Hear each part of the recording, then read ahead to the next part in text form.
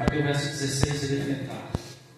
Gostaria que você ficasse com a sua Bíblia aberta ou ficasse aqui de olho nos versículos, que eu tentarei, me esforçarei a fazer uma pregação expositiva.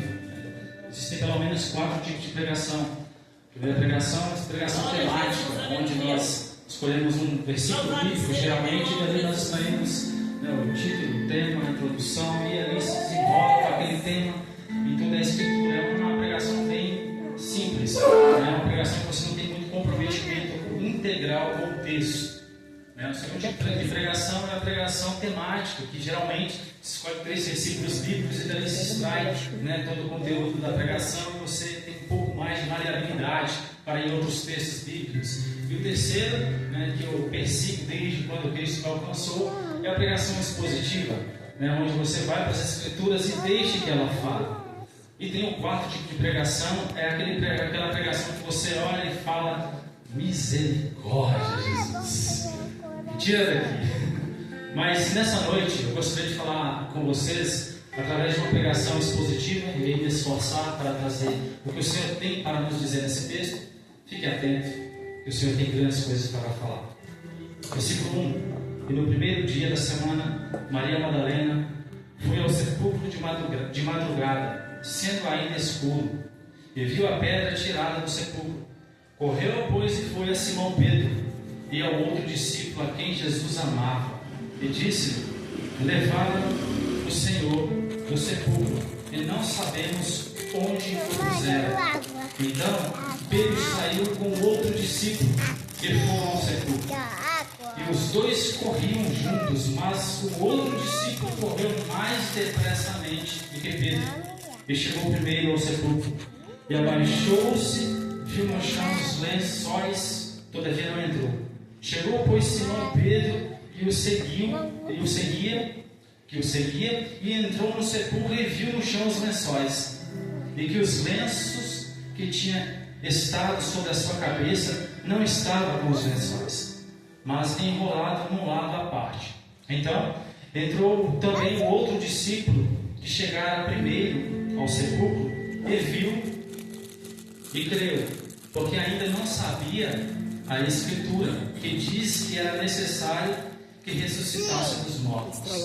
Tornaram, pois, os discípulos para casa, e Maria estava chorando fora, junto ao sepulcro. Então ela, pois, chorando, abaixou-se para o sepulcro e viu 2 anjos vestidos de branco, assentados onde jazera o corpo de Jesus, um à cabeceira e o outro aos pés. E disse-lhes eles: mulher, por que choras?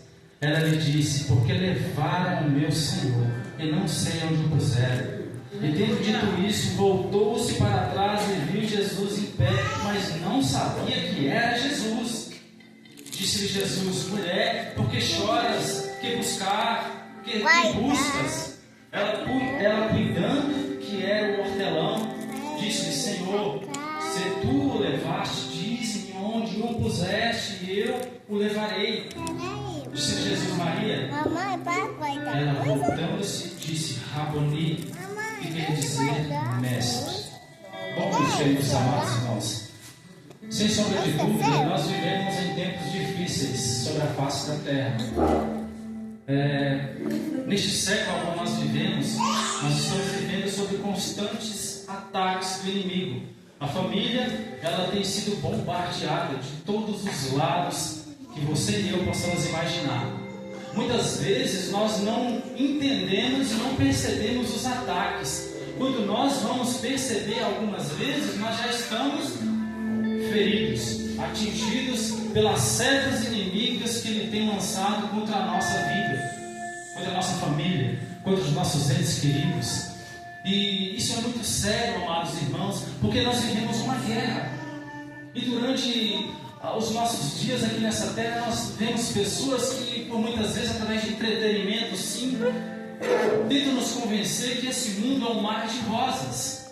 E até mesmo pregações em outros púlpitos aí afora dizem que o nosso lugar é aqui embaixo, é o ter, que o nosso lugar é estar aqui em abundância, em luxúria.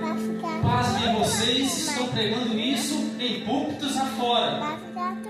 Graças, porém, a Deus, que aqui nesta igreja o Senhor Jesus tem mandado e enviado homens de Deus que ainda preservam pela poderosa palavra de Deus, pelo Evangelho, que ainda assim transforma as nossas vidas, amados.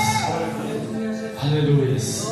E nesses dias difíceis nós temos que parar para interpretar o que o Senhor tem para as nossas vidas, porque muitas vezes nós ficamos atrelados e olhamos para o momento com o qual nós estamos e esquecemos algo importantíssimo, que são as bênçãos espirituais com a qual o Senhor Jesus Cristo está nos revertindo todos os dias, amados. Esse dia aqui do verso 20 não foi um dia comum. Foi um dia onde 4 mulheres, pelo menos 4 mulheres, foram ao sepulcro onde elas imaginavam que Jesus Cristo estava morto. Veja bem, na visão dessas mulheres aqui, e hoje eu falo para uma grande quantidade de mulheres, bastante irmãos aqui, ela estava indo no lugar certo, ela estava indo no lugar ideal, mas só que o que estava dentro do coração dela não era aquilo que Jesus Cristo havia prometido. E eu preciso que você preste atenção nisso. Se você não valorizar as palavras de Cristo Jesus, o nosso Senhor, dias de bênçãos, dias onde o Senhor vai fazer um grande milagre, irá se revelar para você na sua vida, irá passar despercebido. É isso que o inimigo quer. Quer te ver de cabeça baixa. É isso que o inimigo quer a mim, na sua vida, nos ver desanimados. Tem um texto bíblico que é em Filipenses capítulo 2, que ele fala exatamente sobre isso. Se há alguma consolação de amor em Cristo Jesus, completar o meu gozo vivendo nele. Sabe, muitas vezes nós andamos como se nós fôssemos pessoas sem pais, órfãos. E não é isso que o Senhor tem preparado para as nossas vidas. No versículo 1 aqui, nós vemos que no primeiro dia da semana, Maria Madalena, uma mulher, foi ao sepulcro de madrugada, sendo ainda escuro, e viu a pedra tirada do sepulcro. Veja bem, queridos, de madrugada, essa mulher se levantou com mais outras 3 Marias, Madalena, Salomé, Joana e a Maria, mãe de Tiago, provavelmente, e foram até o sepulcro de Jesus de madrugada para cumprir algo na mente delas que parecia ser lícito. Pegar o corpo de Jesus e pegar, passar iguarias no corpo de Jesus para preservar o corpo. Mas não era isso que o Senhor tinha prometido para eles. E nós, como igreja, precisamos entender, porque todas as vezes que nós saímos do nosso lar e viemos aqui na casa do Senhor, precisamos ter no nosso coração e na nossa mente: Jesus ressuscitou. Muitas vezes nós subimos essas escadas, sabe, e parece que Jesus ainda está morto. Parece que não acreditamos mais que Ele está vivo, sabe? E no verso 2, depois correu e foi a Simão Pedro e o outro discípulo a quem Jesus amava, e disse que eles levaram o Senhor do sepulcro e não sabemos onde o puseram. Às vezes nós estamos com essa visão errada. Jesus não pode mais resolver o meu problema, Jesus não pode mais resolver essa situação. Jesus morreu. E o pior de tudo, olha a visão dela: levaram ainda o corpo dele. Aleluia! Você não pode ser dessa turma que olha para Jesus e pensa que Ele está morto. Você não pode ser dessa turma que olha e fala: eu não sei onde é que está Jesus.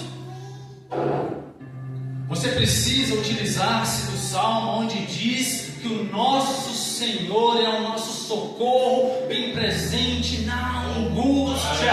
Oh, glórias! A angústia que é algo que vem de dentro, é algo que você não consegue tirar, é algo que você não consegue, sabe, com as coisas humanas lidar, mas o Senhor pode lidar com essa angústia no seu coração. Eu não sei como é que você entrou aqui nessa noite, mas Deus tem uma palavra para a sua vida. Essa angústia hoje vai ter retirada no nome de Jesus. Oh, glória! Essas mulheres, gente, estavam num dia maravilhoso, num dia onde o Senhor da glória ressuscitou, mas elas ainda estavam presas nos problemas, elas ainda estavam presas por aquilo que elas viam.